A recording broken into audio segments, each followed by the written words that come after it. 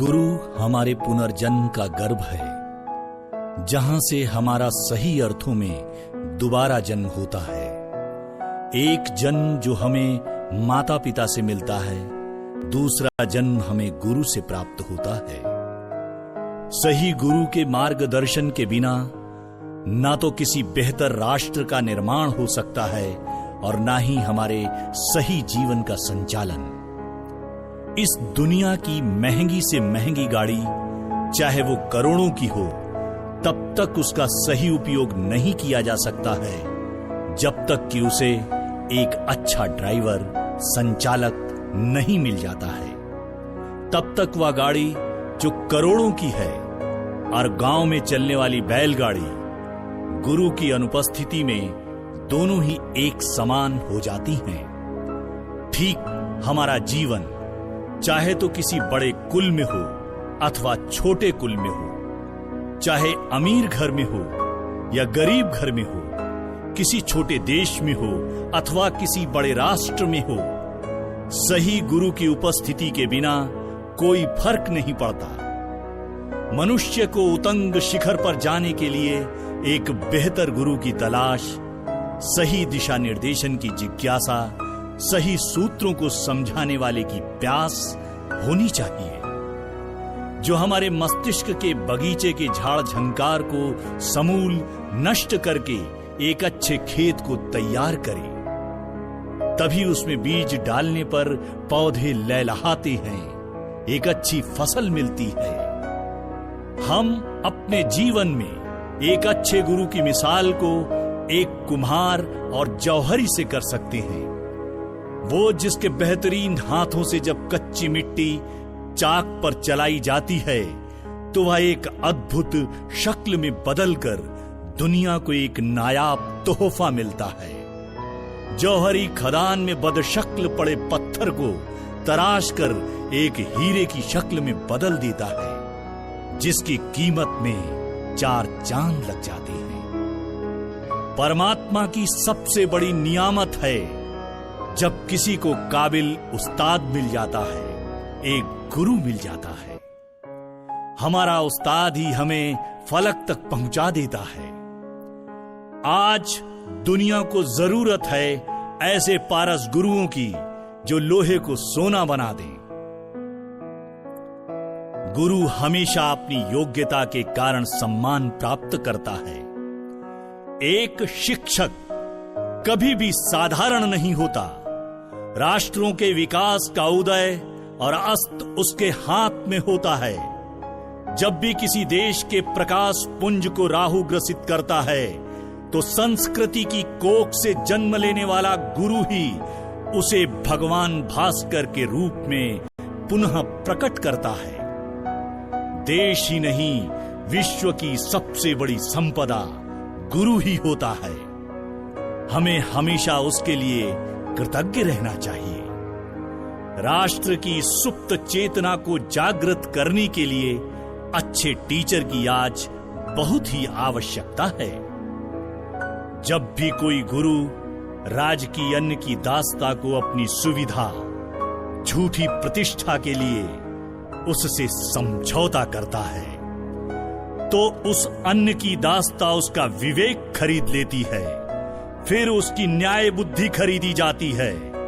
फिर वही गुरु एकलव्य का अंगूठा कटवाता है।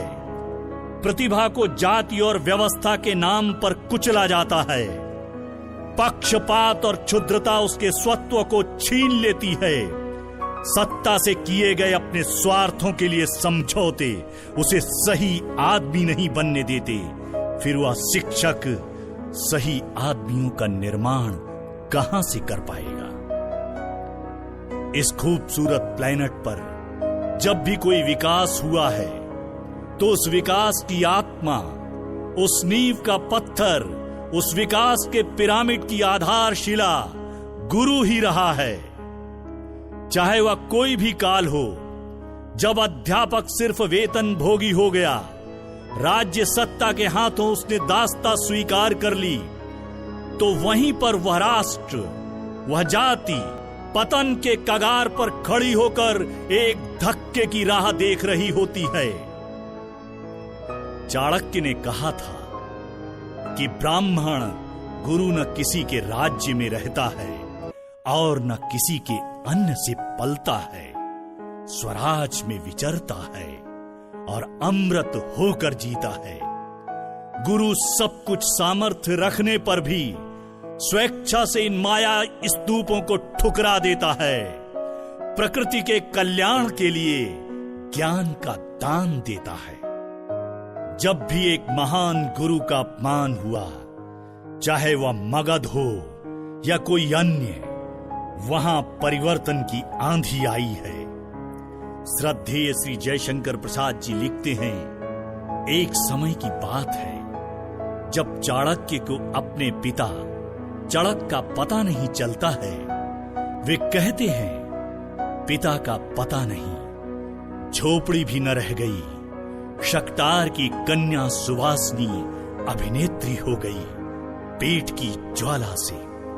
एक साथ दो कुटुंबों का सर्वनाश और कुसुमपुर फूलों की सेज में ऊँग रहा है। क्या इसीलिए राष्ट्र की शीतल छाया का संगठन मनुष्य ने किया था? मगध मगध सावधान, इतना अत्याचार सहना असंभव है। तुझे उलट दूंगा, नया बनाऊंगा, नहीं तो नाश करूंगा। आचार्य ब्राह्मण के कोमल हृदय में कर्तव्य के लिए प्रलय की आंधी चला देने की भी सामर्थ्य है। जब हम गुरु शब्द का प्रयोग करते हैं तो इसके कई मतलब होते हैं। हमारे रास्ते का समाधान मिल गया है। मैं अब वह सब कर सकता हूं जो गुरु की अनुपस्थिति में, अंधेरे में, अज्ञानता की दीवारों से टकराकर अपने को चोट पहुंचा रहा था। हमने जो इरादे किए थे गुरु के प्रकाश में, वह हमें प्राप्त हो जाएंगे। हारने के बाद भी वह हमें जीतने का जज्बा देता है। हमारे देखने के नजरिए में बदलाव भी गुरु का ही प्रभाव होता है। शिक्षक ही हमारे जीवन की गुत्थियों को सुलझाता है। गुरु एक स्रोत है जहां से ज्ञान के झरने प्रवाहित होते हैं। जब व्यक्ति अपने गुरु की सुनता है, आदर करता है, सम्मान करता है, तो वह हमारे इरादों को, आत्मविश्वास को और दृढ़ करता है। फिर आप वह सब देखने लगते हैं जो आप अपने शिक्षक के पूर्व नहीं देख पाते हैं। इस ब्रह्मांड में अनगिनत ऊर्जा के स्रोत हैं, अनगिनत ताकतें हैं। उनसे हमारा परिचय शिक्षक के माध्यम से ही होता है।